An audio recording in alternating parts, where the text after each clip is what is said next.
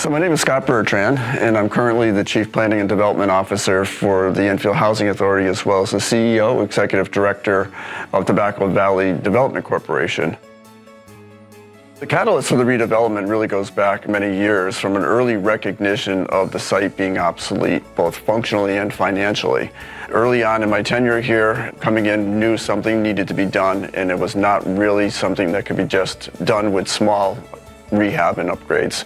So therefore we had to work towards coming up with a comprehensive plan to do something with the site, as doing nothing was no longer an option.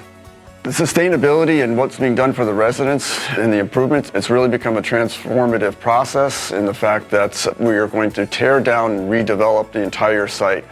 All 80 units that were built in the early 1960s are coming down and being replaced with brand new units that are conducive to the needs of people today versus what was needed in the 1960s. Over a 15-year period, we had to deal with a lot of the challenges to get the ball rolling. And the first one was what the design concept would actually be. It was recognized early on that we had to go with a full redevelopment. Gut rehab was not feasible. Another challenge, of course, is the funding. Where do you get the money to do a development this size? And that speaks back to just looking anywhere and everywhere and applying for any and every funding that's available that you can think of. Another challenge is putting together the team that you need. You need a great architect and engineers.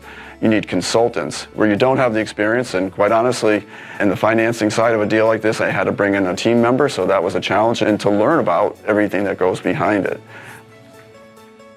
I hope this project will be transformative for the community as a whole. There's a need for housing. The need is there, continues to be there.